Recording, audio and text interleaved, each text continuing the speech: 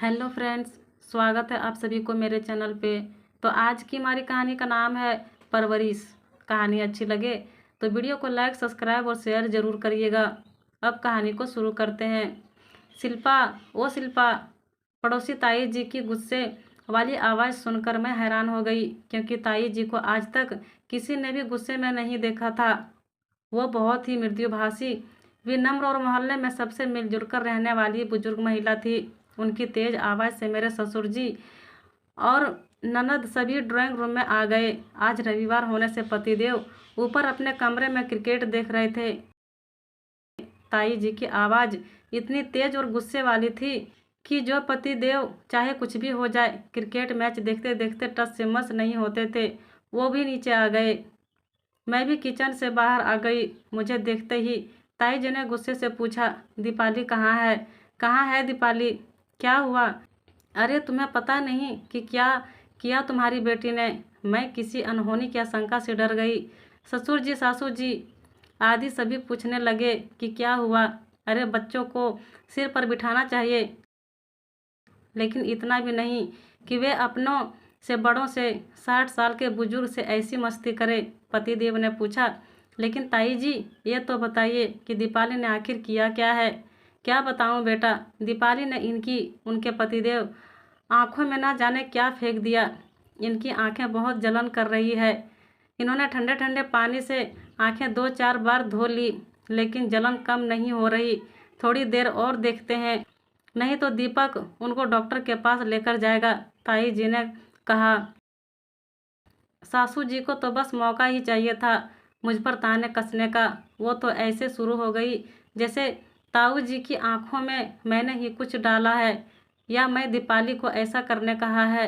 हमारे भी इतने बच्चे हुए, लेकिन मजाल है किसी ने भी बड़े बुजुर्गों के साथ ऐसी बदतमीजी की हो। आखिर ये अपनी अपनी परवरिश का नतीजा है। ये आजकल की बहमों को अपने खुद के सजने संवरने और घूमने फिरने से फुर्सत मिले तब तो ये बच्चों की तरफ ध्यान देना। माँ को बोलते देख पतिदेव कहाँ चुपचाप रहने वाले थे, वो भी बोलने लगे, मैं तो दिन भर ऑफिस में रहता हूँ। अब ये तो शिल्पा का काम है ना कि बच्चों को अच्छी परवरिश दे। मैं कुछ बोलता हूँ तो इसका मुंह बन जाता है, इसलिए मैंने तो अब घर में कुछ बोलता ही नहीं। लेकिन इसका ये मतलब नहीं है ना कि शिल्पा बच्चों को इतना बिगाड़ दे कि वो पड़ोसियों को परेशान करने लगे। नाम तो मेरा ही खराब होगा ना, ससुर जी ने कहा। आज तक हमारे घर के बच्चों की किसी ने भी शिकायत नहीं की। ससुर जी ने कहा, हमारे तो 8-8 बच्चे थे, इनसे सिर्फ 2 बच्चे भी संभाले नहीं जाते। अब बस यही दिन देखना बाकी रह गए थे।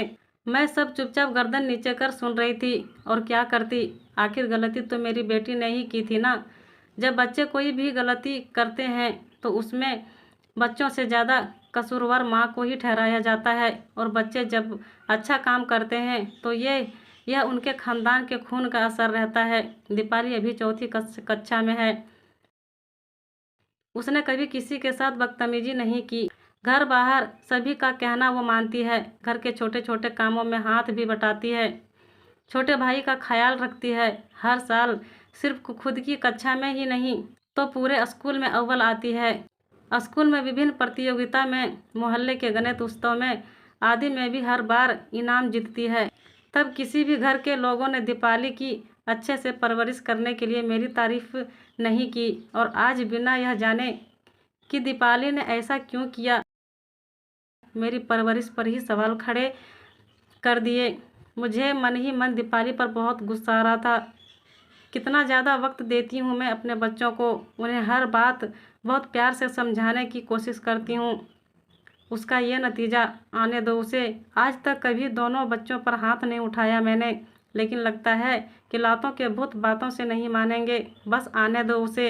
इतने में दीपाली को आते देख ताई जी बोलने लगे, लो आ गई महारानी, पूछो अपने लाडले से क्या फेंका उसने बाबूजी की आंखों में, और क्यों फेंका? मासूम तो इतनी बन रही है जैसे उसने कुछ किया ही नहीं। दीपाली के चेहरे से बिल्कुल ऐसा नहीं लग रहा था कि उसने कोई गलती की है। वो मेरे पास आकर कहने लगी, मम्मी कल आपने मुझे समझाया था ना कि गुड टच और बैड टच क्या होता है। दादाजी कई बार मुझे टच करते थे तो मुझे अच्छा नहीं लगता था, लेकिन ऐसे में मैं क्या करूं?